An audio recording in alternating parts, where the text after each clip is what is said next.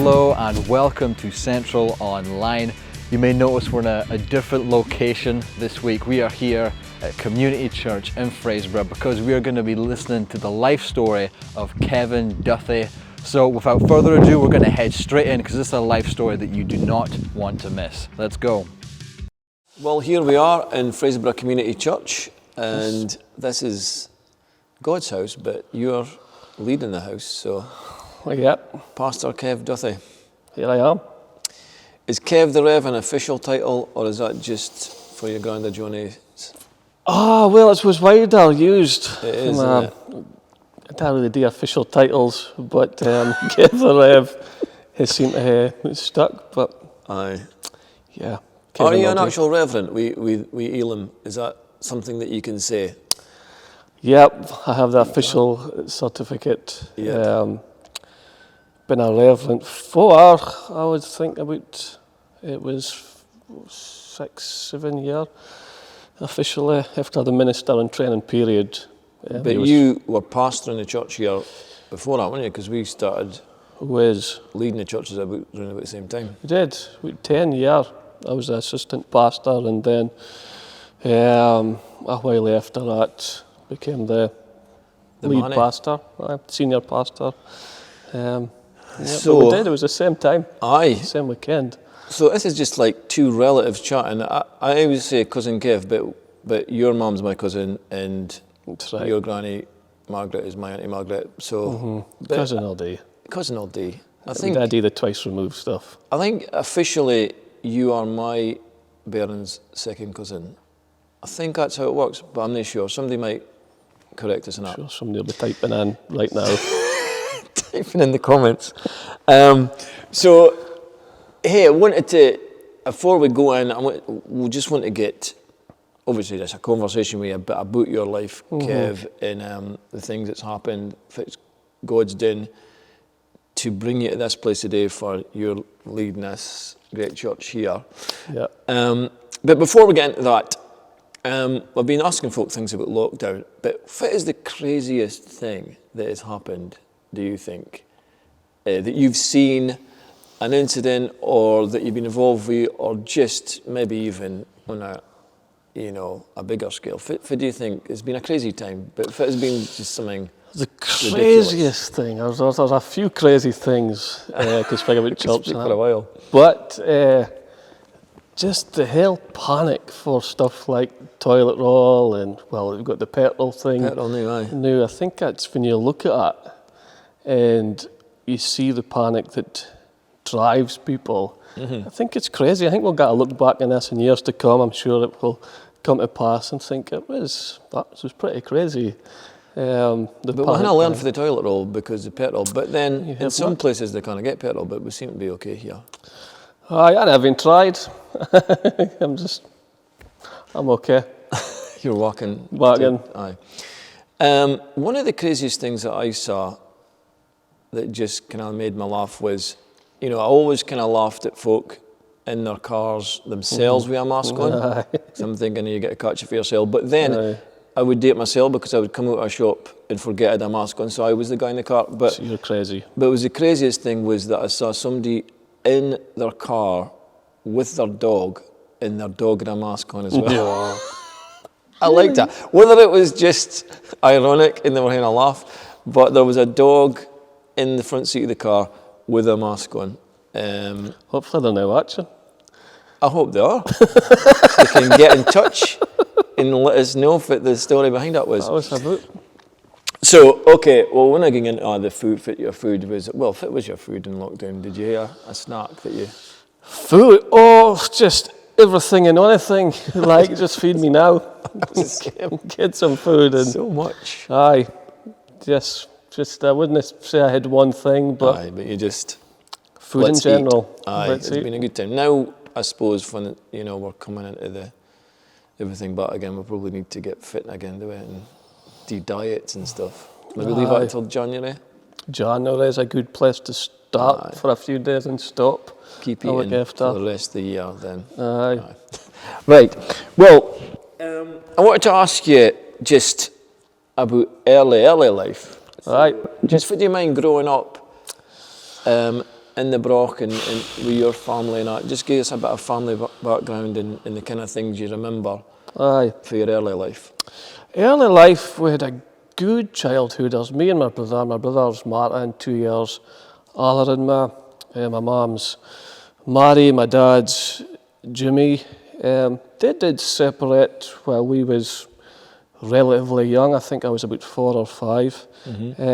But we never felt as though we was unloved or unliked. Or looking back, growing up with a great, I know cul-de-sac, there was loads of young families, so we just had a really good upbringing. How was it that you...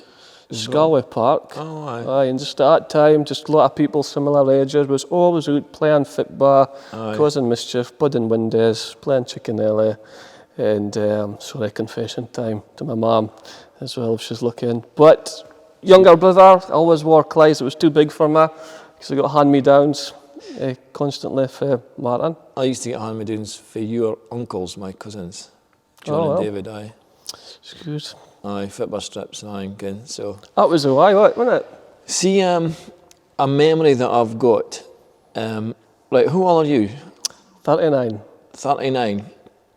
It might have been Martin then, because I'm 51. But I think I was only about 10, and I was made to tick.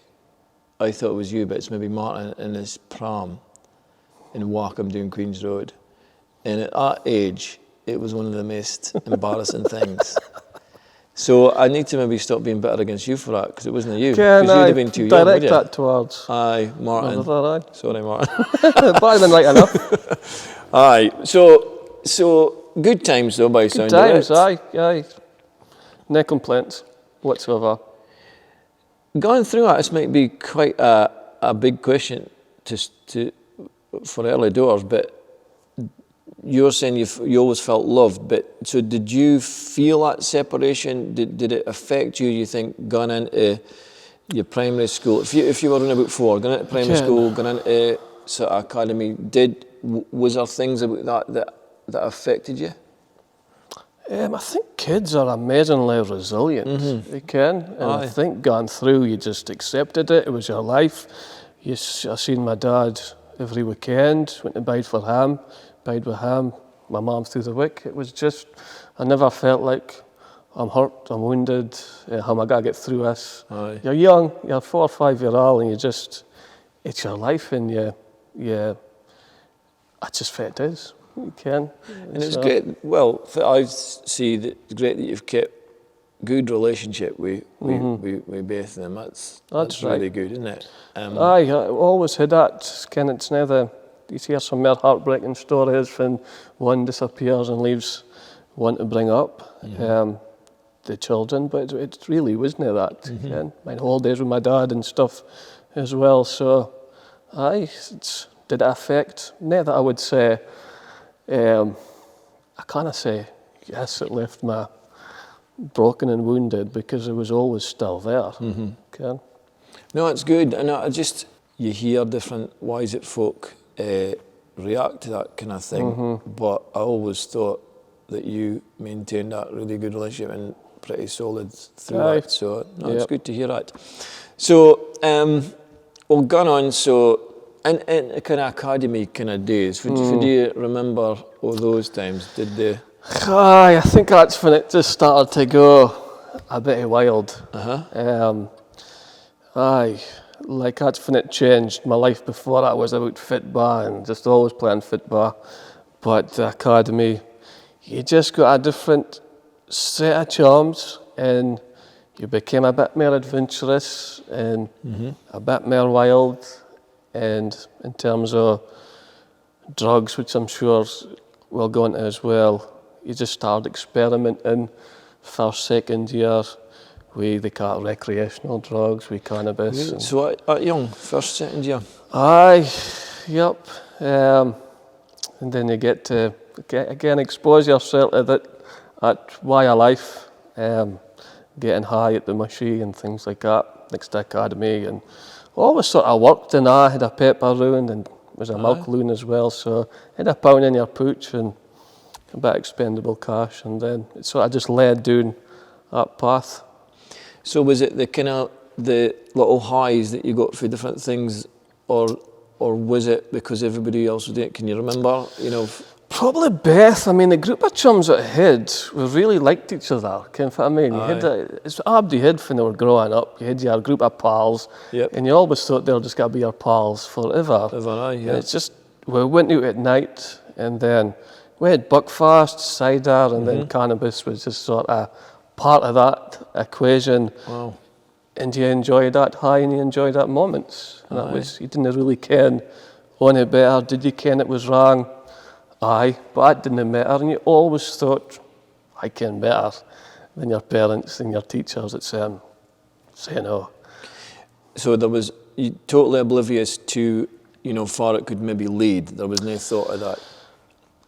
In a sense, you wasn't oblivious because you seen it on your streets. Like you seen the drug addict, you seen the guy that was white-faced, 7 stone, on a push bike going to get methadone and that. You were aware that was a possibility.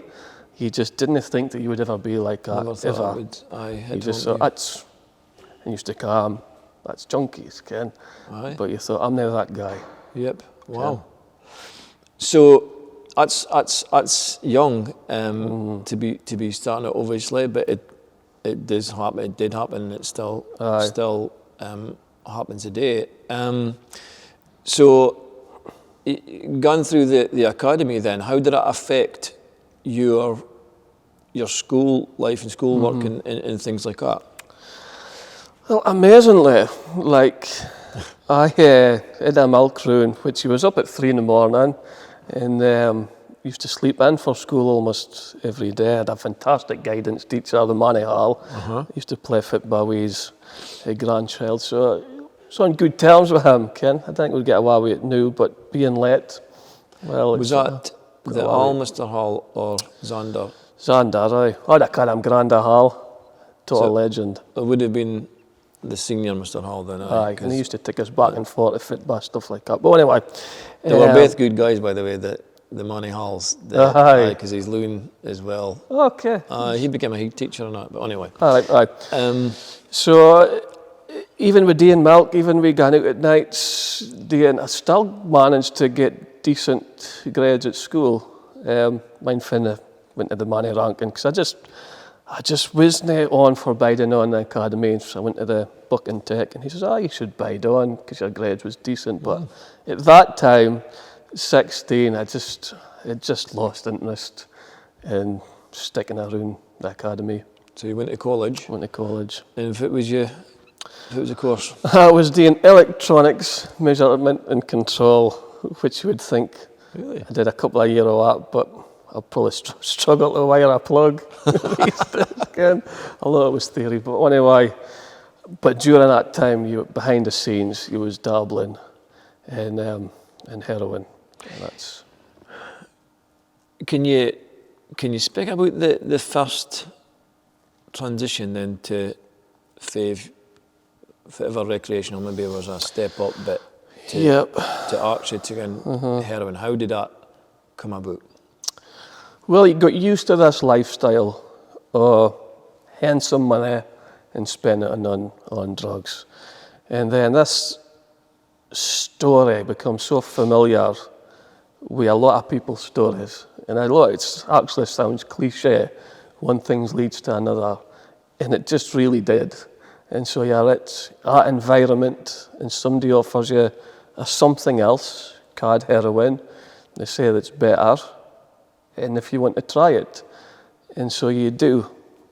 And you find that it's stronger than cannabis, it gives you a different feeling, but you still think, I'm never going to be addicted to this. I'm going to manage my life and just use this.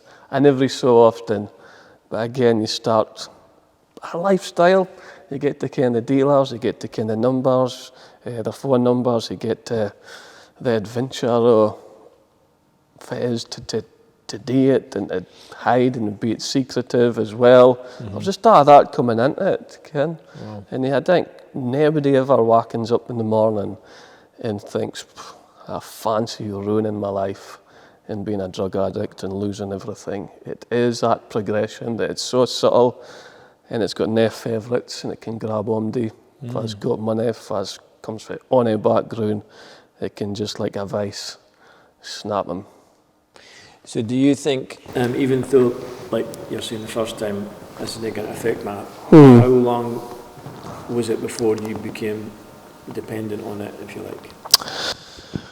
It's quite quick, man. Like, you take it once, and then if you take it every day for a week, and you've got the money, if you've got the money, it was back then, it was £20, you're doing it with your mates, and if there's nothing else to do, you've got money, let's go and get. And before you can it, you're walking up needing it, and thinking, I'm struggling to function. I just remember a feeling, I am struggling to function without heroin, and it was a focus. And you couldn't really act the way you used to act before you'd ever touched it.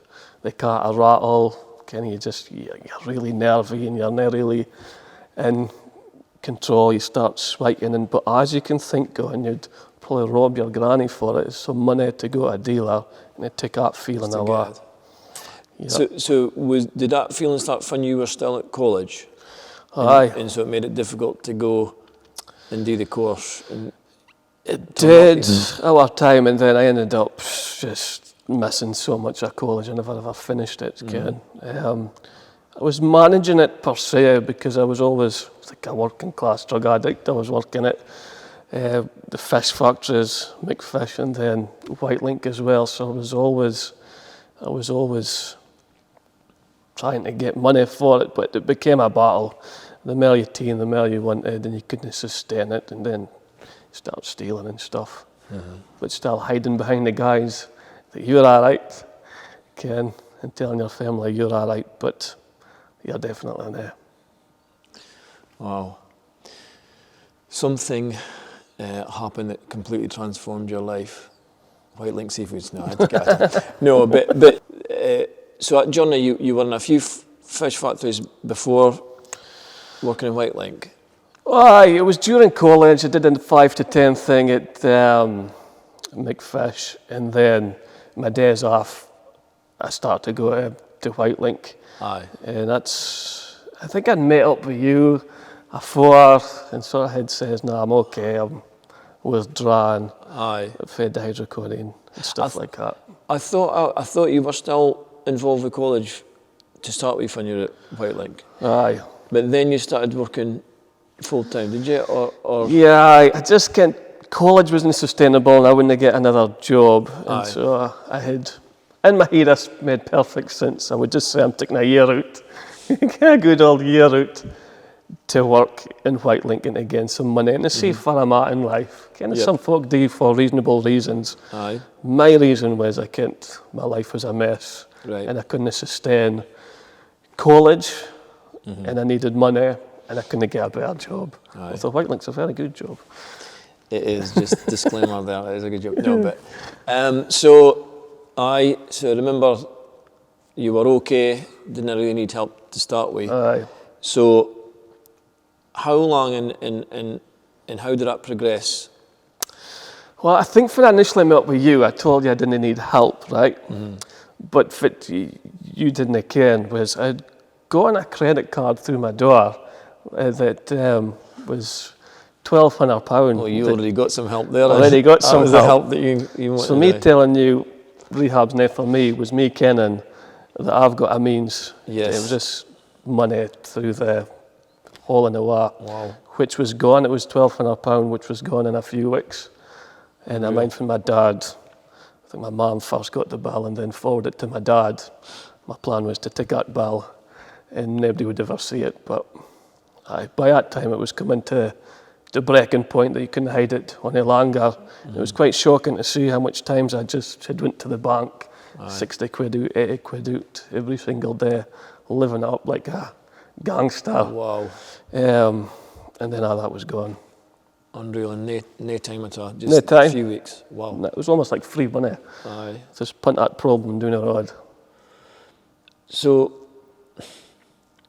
I ken that your folks were wanting you to get help, so how did that change then, that you thought, okay? I was just backed into a corner. I'd stolen a lot of money from my dad, and then it was almost like they probably suspected, but now it was the crunch time of what you going to do. And I was options. I could have just left the family houses, my mum's or my dad's, and go and lived with on a drug dealers. I was still working at White Link miraculously during all that. But I kind of needed help. And we tried the doctors and they put me on more pills and it just didn't work. And I mind my dad took time off his work and I tried cold turkey and it just didn't work. I always sort of managed to scheme some way I get in what I wanted, which was heroin. So your name was mentioned as the manager of the Sword Rock Cafe, probably through relationships, family relationships, and thought, man, 19-year-old, now rehab's getting discussed. But nothing else worked. And then I gave you the phone call, or somebody gave you the phone call, and you came and explained Teen Challenge to me. And Kent, it was a Christian rehab. And that didn't put me off because it was for free. And I was in a bit of debt, and now they'll help you with all that. And there's the progressed meeting yourself, decided to give it a go. And even at the age of 19, thought if I go away, my plan was only this, Ben, to get clean and come home. Like I probably had fudged your questions about, like again, it's a year's commitment. Yep. You're like, I'll go. But I'm thinking, I think just about everybody kind of thinks that, don't they? They say, yeah, I'll abide for the hill course. Definitely, I'm committed. Most people are thinking, as soon as I off it.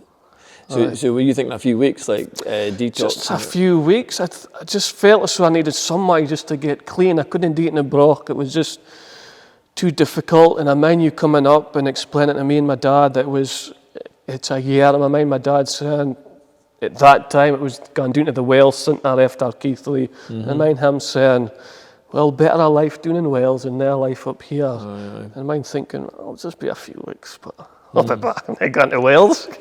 No offence to Wales. And we are sitting in Grattan Place just now, and we first met and started speaking about the application forms and that just when I was biding just a few doors up. Aye. Just that way. About 20 years ago, must have been. We were sitting discussing. It was like a flat when I used to go upstairs. And and I remember you started to, so you got to do the application form, then you've got to phone in, and at that time there was a big waiting list, wasn't there? And so you'd phone in every day. So how did that work? Every day, and I mind you asking me if we were in that moment, I thought, Christianity, and I'm not sure if you mind my response, but it says to you, I was like, well, I've chose drugs, and these people just choose to be good living. But they choose just to go to church. Similar. Because it's just what they've chosen. It helps them, just it the helps same way them. as heroin. Aye, okay. There's no God, it is just for the day. They go to church, ease their conscience, whatever. And I find you just looking and saying, do you not think that the day for the day go to church because there is a God? And I was like, tomato, whatever. And it was a 3-month waiting list, and I mind having to go to the office at work and having to phone in and had to say to Val or Mary, I'm here to phone in, Teen Challenge every day. But I tell you something, like it did show for an employee-employer scenario that they cared enough about me. They could have thrown me to the curb and had every reason. I wasn't a great employee at the time, Ken, but they showed me, look, this is the gig, you work here and you come and phone every day. And I did that for 3 months while attending another well-known church called AOG. And I remember taking you to some of the services and it happened to fall in December. And every time we went to a different church, it was always their like Sunday school, Christmas soiree kind of thing. And I remember you thinking that church that was what it was. Like every time you went, it was kids singing Christmas songs and stuff like that. So it was a And I remember always saying to you, what did you think of it? It was okay. I'm thinking, how's Kev going to get on with this? But you did get in, and you went to, it was a place called Keithley at the time Yeah. that folk went for, it was like a detox centre, wasn't it? Aye. And so take us through that experience, because really, it wasn't long before you really had a huge change in your life. I know. I had seen it when I went to Assemblies of God. I had seen it in other people. Like, I had seen something, I had no idea the songs that you were singing. I had no idea amount of preaching, thinking, okay. And it was a bit of a task to sit through some of the preaching. And but when I seen people coming together and with no substances and no heroin or drugs and enjoying a moment in freedom. Mm-hmm. And I mind like speaking to Georgie Jack after the service, folk like that. Mm-hmm. And I mind thinking I would give anything just to be like that in that environment, to love, joy or hope without having this life-controlling problem. Mm-hmm. And so when I went to Teen Challenge, I was in Keithley. Again, when I went in, I experienced the same. Everybody was at different levels, but there were some local lads in there. Matthew Runcie was there, Barry Fraser and Dodd Foreman. So I was like a broch. Mm-hmm. And I'd heard his stories. And George Lovey came on board as well. After a few weeks. And so it was almost like a little broch hub. But I just seen it, you can, in folks' life that they carried something that I wanted, especially them that was further on the programme and staff as well. By the way they spoke to each other, cared for each other. And I mean, it was a big culture shock because you were straight in and it was doing the programme, he was coming off of drugs. And I mind that, well, I'll share a story of now. Aye, was it day one? Day one. Aye, go for it. So I went in and I'd gotten a Bible from my granny constantly for Christmases and that, and I would never ever chuck out a Bible. Next I was a Christian, I thought if I was a God. If I throw that in a pan, he'll maybe smite me again. And she used to put a fiver in it, I would take a fiver, sort of put it in the drawer, and she would write, praying that God speaks to you through his words. And so when I went to Teen Challenge, Christian Rehab, I thought, I'll be needing this again. And then I put it on my bed when I went in, and my first night, I thought, I'm just going to read this, and because I'll maybe have to get used to it being here. Mm-hmm. And I've picked it up at Psalm 31. And I'll never read it off for the sake of time, but this is what it says. It says, I hate those who cling to worthless idols. I trust in the Lord. I will be glad and rejoice in your love, for you saw my affliction and knew the anguish of my soul. You have not handed me over to the enemy, but have set my feet in a spacious place. Be merciful to me, O Lord, for I am in distress. And I started to think, what? My eyes grow weak with sorrow, my soul and my body with grief. And suddenly, my first day of reading the Bible, I thought, I'm not reading about a God or people. I'm reading about me here. It says, my life is consumed by anguish, my years by groaning. My strength fails me because of my affliction. My bones grow weak. Because of all my enemies, I'm the utter contempt of my neighbours. I am a dread to my friends. Those who see me on the street flee from me. I am forgotten by them as so I were dead. I become like broken pottery. I hear the slander of many. There is terror on every side. They conspire against me and plot to take my life. Then it says, but I trust in you, O Lord. I say, you are my God. My times are in your hands. Deliver me from my enemies and from those who pursue me. And then it goes on and it ends with this. Love the Lord, all his saints. The Lord preserves the faithful, but the proud he pays back in full. Be strong and take heart, all you who hope in the Lord. It's a very good Teen Challenge resident is. We highlight our Bibles. Highlight the Bible.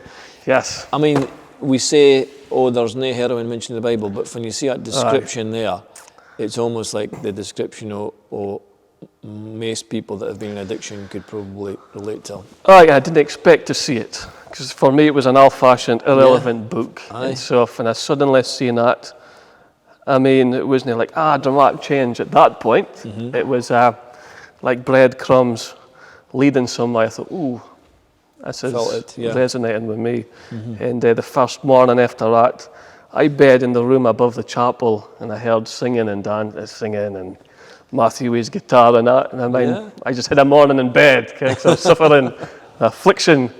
And I said to Matthew, is that a monthly special or something with us singing? He's like, nah, it's every morning. Every morning. And I thought, wow, this is real. Aye. And just a few days of attending chapels and things like that, I started to be confronted with the reality of this presence that I'd never felt before. But it was love, it was hope. I used to close my eyes. Just in a few days, and started to think that just maybe God was real. Maybe there is a God. And that was 7 stone, white face, nothing in the bank. Well, less than nothing in the bank. Dead. And then somebody explained to me, for the salvation prayer was, do you want to believe, or do you believe in Jesus? And in my room, I think it was about 3-4 days after coming into Teen Challenge, and my thinking then was a few things. I'd tried everything else, nothing else worked. But also it wasn't just that. There was a few things or evidence that I'd seen, he is real, and I need to make a decision here whether I face up to this or walk away from this. And it was a humbling moment, because up until that time I would have called Christians brainwashed, and Bible bashers, no youth. And cousin Ben.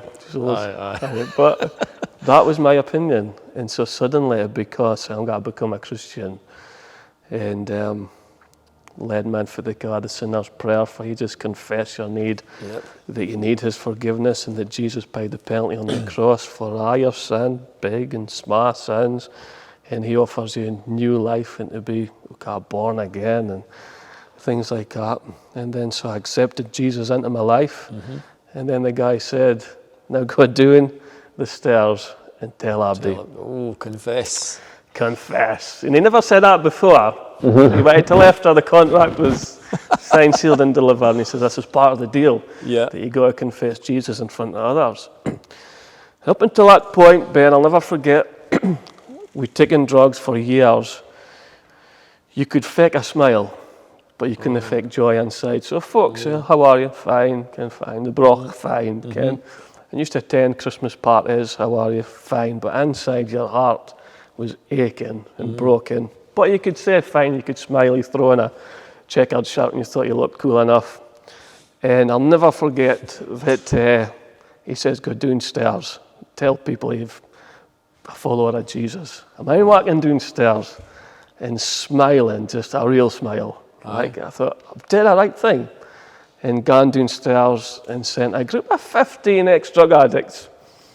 I became a Christian, and they were just delighted. I was like, yeah, Jesus says that the angels rejoice when one sinner comes back. But to get that for your people that he was doing life with at the time, it's a special moment.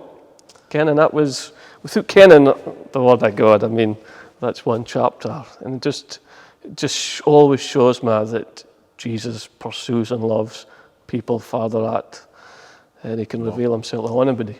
Absolutely.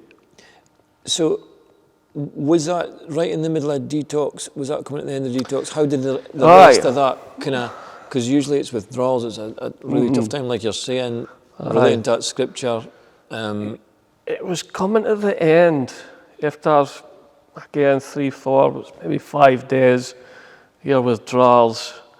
You are emotional at that time on what you're getting your feelings back. There's a lot going on in your life. You carry a lot of regrets.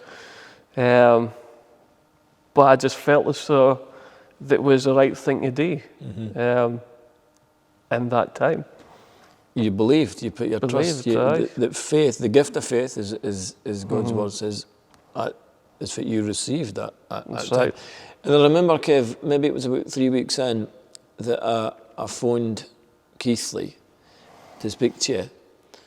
And in the run up in the 3 months, as you say, coming along to church, doing the phone calls, spending a lot of time with you, there was an emptiness about you at the time. The life had been sucked out of you, and there wasn't much conversation, right? And I would say, how did you enjoy your meeting?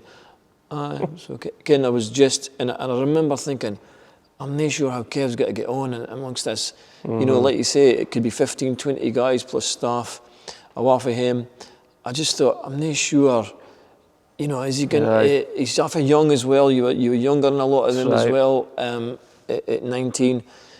And obviously I'm praying, but naturally I'm thinking, how can this work? And I remember speaking on that phone, speaking about a transformation and a change in somebody. I spoke to you, if it was you could only speak for 15, 20 minutes on the phone, was 15 minutes. 15 minutes. Probably went over that, I think. I think it was 20 minutes. And I think I got about 3 words in because you were just so excited about what God was doing in your life and about the change that was in you. And it was just amazing. And I came off that call going, that's it. That's what God can do. I thought, how's Kev got to manage? And yet God had put such an excitement and a passion within you that you were just so, you communicated it to me now. And it was an amazing call. I came off here just like... it was just real. Like, it was, and it is. And it wasn't a fluff. It wasn't it was just a real experience, a real encounter that still working through yet, but I would deny you sitting early before denying that Jesus was real in my life. And that's the difference. I mean, I suppose we're touching on about the emotion coming off, but if it was only just an emotional thing, it would have only lasted for a short period of time. But it's something that is so genuine that it's lasted and is lasting your lifetime and well. And even getting back to that period, I mean, you didn't just become like, I'm a perfect Christian now and everything's changed. Again, it's an absolute process. I mean, I was still, in my head, I was a Christian, and in my head, I was actually a Christian. But my thinking was still, I'm just still going to come back to the broch, no touch drugs, be a party animal that goes to church. I mean, that was still like, that has to be worked through. Kind of decisions to be made, but that was my thinking for a long while. So it wasn't like this amazing transformation, boom, and then you're born again, an angel, and then, I'm going to come up and plant a church or be a pastor. certainly wasn't that. No, but it comes in time of growth. Comes in time, So you went to the Duns Centre in the Borders. So you never ended up going to Wales, but... No. I mean, maybe you can keep me right in this, but I remember, you know, at the time, and this is not a negative thing about Teen Challenge, but just as you say, everybody's got to go through a journey, and a lot of the time, guys are nae there, you know what I mean, and they're nae really giving themselves fully to the Lord. It's just comes bit by bit. But I remember you and Lawrence for Greenock, brilliant guy. My roomie. Your roomie, I hadn't seen him for a while, but brilliant guy. And I think you guys came to a decision, didn't you? And you came to a decision yourself to say, no, I'm going for God here. Whatever somebody else does. You know, because people can fake it to make it and things like that, but I'm actually genuinely going for God here. And did that make the difference, you think, in the programme? It did. And for me, I mean, Jeff Fallon was the manager, and he was just brilliant, to be honest. He was strict, but it was Jesus is all. And he came under that preaching, and some was against that, and some like, this is what we need to hear. And I mind on a bench outside Duns was a fantastic scenery, and I mind a beautiful day, just sitting with another guy, and just speaking about life. And I says, I think my opinion has changed, that this Teen Challenge period is not just a rehab, but it's a discipleship program. Up until that point, it's like, I'm just here to get off drugs. But he was getting chapels every day, he was doing Bible studies. I really wanted to invest my time and really market about what I thought would be the best value for me, a discipleship program and growing in the Lord. And the other guy turned around and says, I just still didn't see it like this. This is still some clean time for me. But me and Lawrence would go on great together. We shared a room together, and we Beth would pray through things, and just it was good for both of us, I think, to hate each other. And we're seeing good chums that would get for the start of the program. And it was hard when they left. And I bet you thought, 20-year-old Ben, Ken, in rehab, could be doing a lot more different things with my life. I was clean. Even as a Christian, you're like, I'm set free. I don't need to go back. I could carve out a different life for me. But I just thought, I'm going to hang around here. Kind of the next step is finishing and believe God has got me here. Then I'm going to see it through. And I've seen a lot of good chums say cheerio, and it was difficult when you seen them walk out back to what they thought was grand lives. But you graduated, and when was that then, the graduation? Was that 2003. 2003? Aye, yep. Wow. Long time ago. And I completed the program. Before then, I transitioned back up here to work as a junior staff at Fraserburgh. The new centre was there at day one. It opened. Ah, you were there day one. You were the original staff Part team. of the original crew. What a time. So was that 2002 August? Was that we opened Fraserburgh, wasn't it? August 2002, I wouldn't have been ready to come up then. I would have been in just, maybe it was 7-8 months. I maybe came up and did my training then. I think it was around about then, if I remember. You'll be right. But there certainly was a date that we had to get ready for them. Maybe the cinema was not officially open until after that.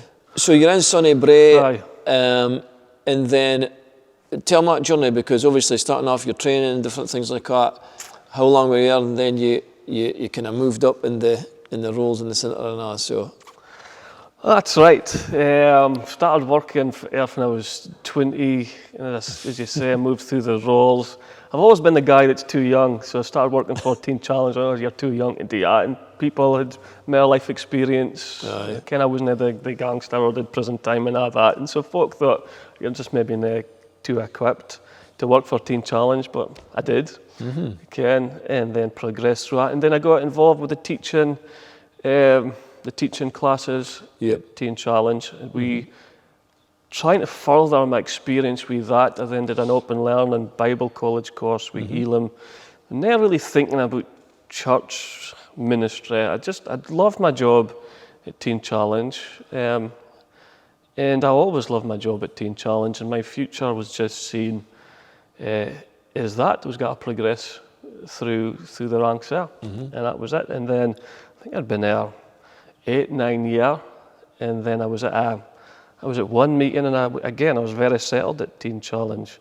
Was you were assistant manager at one point? I think Kenny was assistant manager, but I was sort of overseeing personal advice sessions Senior and that as well. So it was senior support. I mean, going in and it kind of changed a bit because you guys were wearing the shirts and ties and stuff like that. It was very smart, and I thought, wow.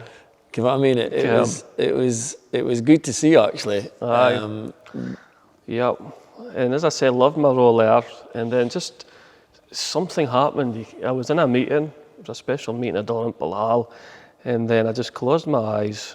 I'd responded for prayer or something. Like if I was on a call for prayer, I'd just get me to Jesus. And I said, just a picture of Jesus on the cross. And then it changed to me on the cross.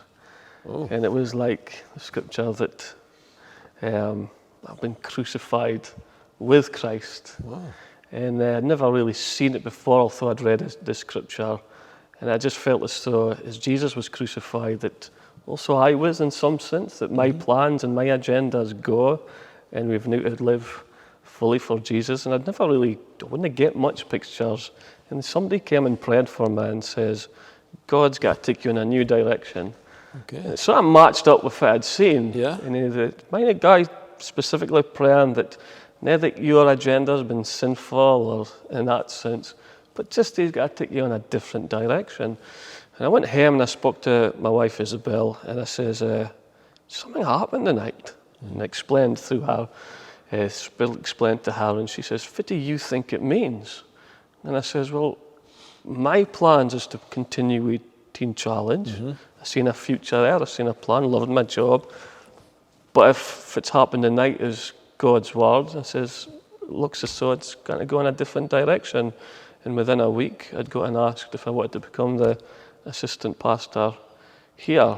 And so I just kent that was the Lord Incredible. guiding me to here. And then you go through a minister and training, become a reverend and that. And so I just kent, and I think if that hadn't happened, I would still have loved to work for Teen Challenge, because so I was near. It wasn't so I was fed up with my job and looking for something else. What I'm trying to say. No, but so that was the time. Just when you got offered, you took it, you changed in from Sunnybury to assistant pastor here. Assistant pastor, yeah. At Fraserburgh Community Church. So yeah. And so fun was that, sorry Kev, that was I think Emily had just no long been born. She was born in November. I think she's about 10 years ago. She's going to be 11 this year. right, So it so was about 10 aye. 10 years ago. And you weren't long in that role before you No. were kind of propelled into That's taking over right. church. Aye. And David was a pastor at the time, and then a few months after he'd left, and then for a while I was the senior pastor, and then Paul Dunn, senior, came in and then worked with him as assistant and youth pastor for about a year and a half, and then he went. God called him back to Northern Ireland, and then I got the call, if you like, or the opportunity, if I'd like to serve as a pastor, and said yes. Wow. So, and that was that 2013 or 2000, or was it after that? Sorry. That would have been, I think Isaac, +7, was just newborn at that time as well. Oh, okay, right. So it would have a wee been bit after seven Aye. years ago. Oh, wow. Aye, again. 7 years. But I still had a feeling. I thought, still too young, Ken. Folk would have says to be a senior minister of 7 years. I was just in my early 30s. Aye. I was still the too young guy. And, There's a lot to take on, but one day I'll be the too old guy. one day, well, I'm Hopefully. getting there now, so it's better to be the too young guy. Aye. And you were still doing your ministry and training stuff, Yeah. but completed that, and you've never looked back, really, Kevin. No, It's been, what a journey, like, I can. amazing. Yeah. And so, what are some of the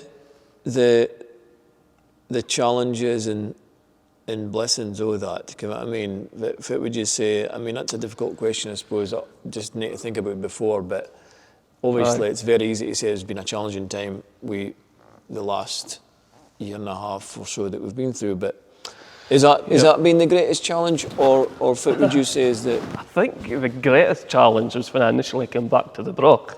Ken, because you got to carve out a new life for yourself. Absolutely, yeah. Within church circles, and my affiliates and my chums were still there. A lot of them when I first came back, and it was a drag just to go for that again. And suddenly you were the stranger at church, and nobody knew you were only cool and things like that. So I think another challenge was coming back.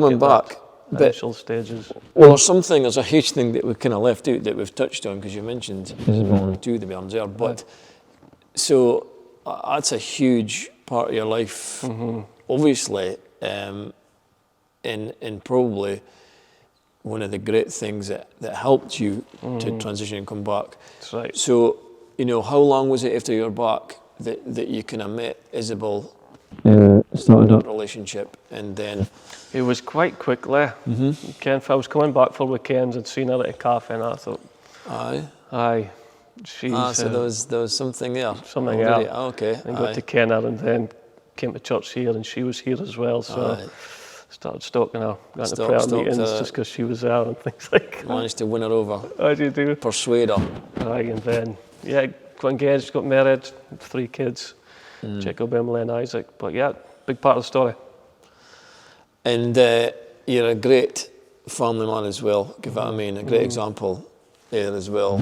Obviously everything that you do is just total shining example to everybody.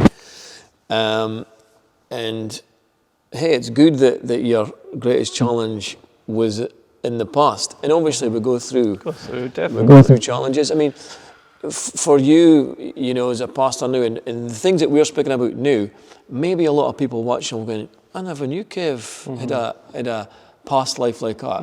I mean, I've just seen him as a pastor and with everything together and as the family man.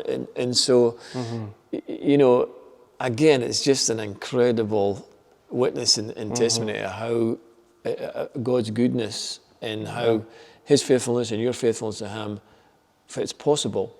But I mean, this last wee while then, let's just touch on that. Definitely. Having to come back after having to adapt like churches have had to do, and then coming back and managing to come back strong in comparison, because it's been really hard for a lot of places, isn't it? Right. But, you know, how's that been for you? Yep, it has been probably, if it was a movie, it'd be the good, the bad and ugly.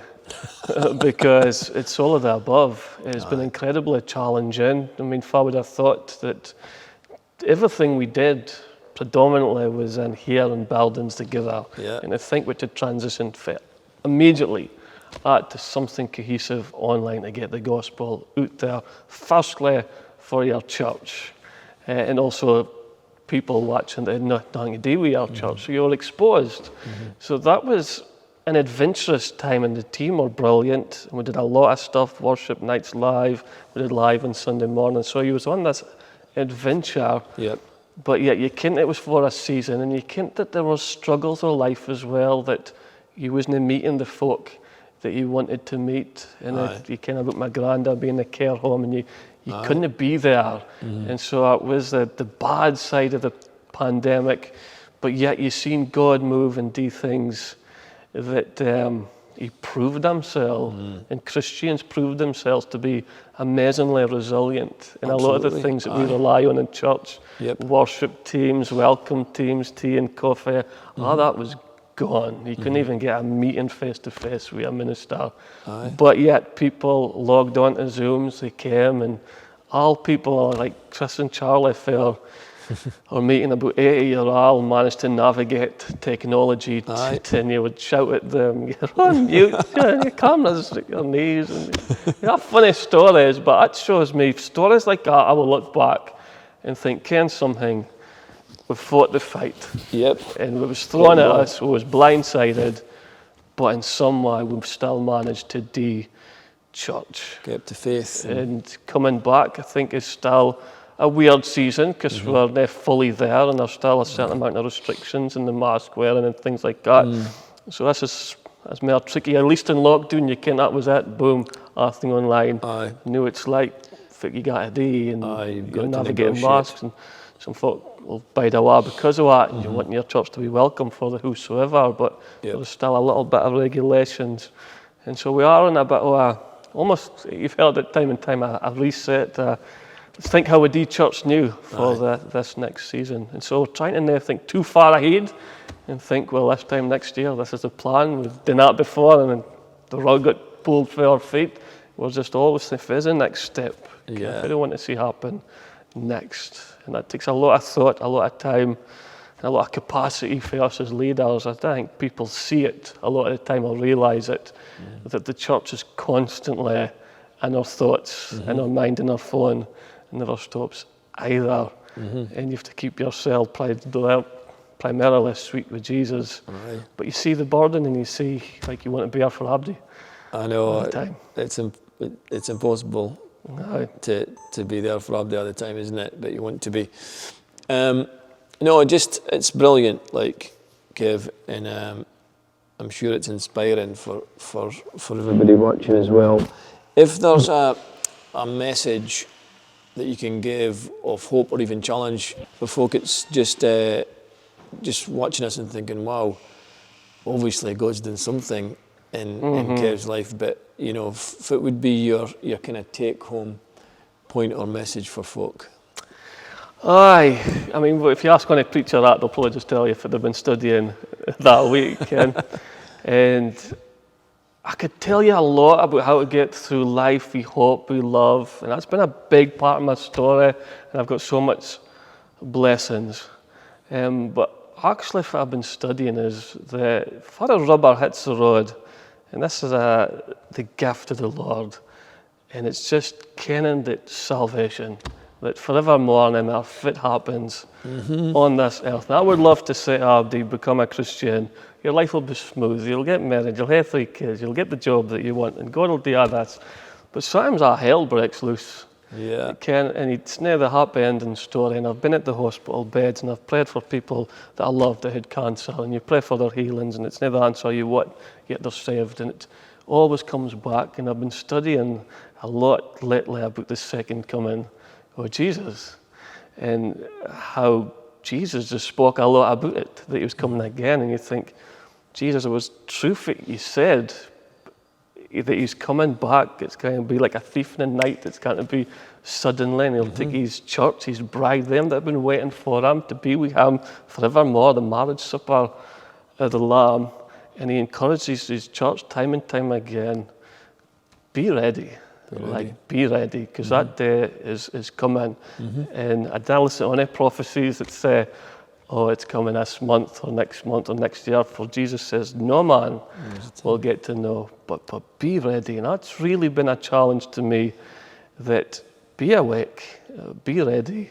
Ken, he's coming again, and we'll either see it in this lifetime, or in our final breath as we breathe our last, we'll go into eternity.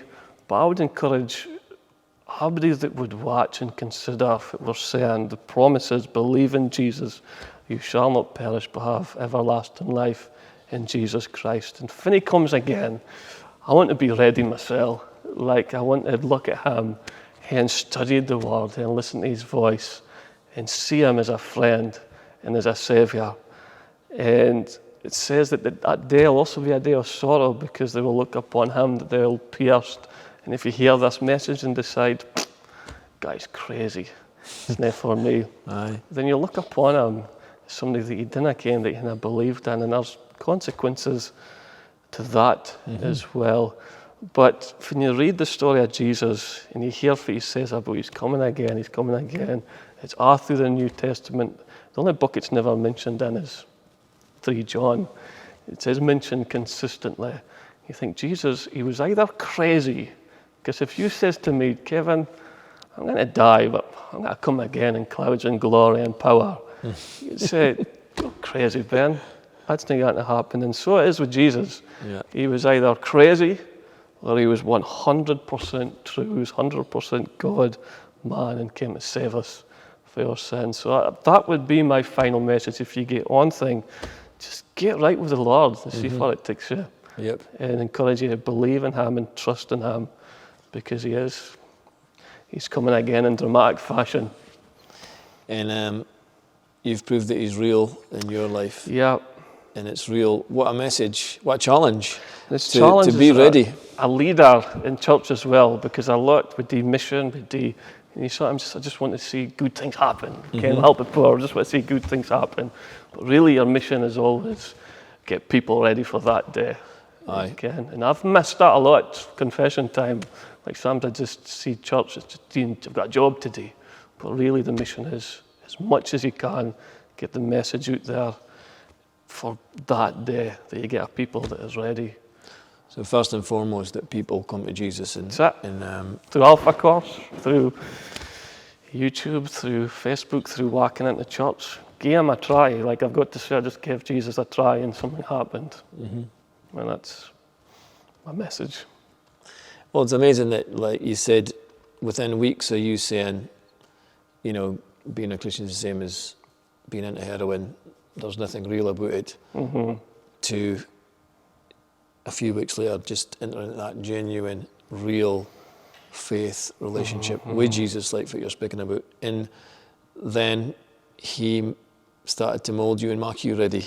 That's right. And what a great message, though, for somebody watching, really, that doesn't feel that they're ready, that needs to meet Jesus, make that happen today. It's available to Dinna everybody. delay. Brilliant. Dinna delay. Thank you so much, Hey, no Kev. bother. You're an inspiration. You really Cheers, are. man. A great As are inspiration you. and influence. So thank you, bud. Can we do that? Of course we can. Do you do on a Sunday? Do you shake? It's like some folk want to shake hands, some folk want to hug. Yeah, and some If it's a policy here, places do just badges. Hugging's welcome and hugging's no. hugging's allowed though, isn't it? Because so just to end with just that little thing. I like the be ready because that's Rangers is. Oh no! Just walk about never walking alone.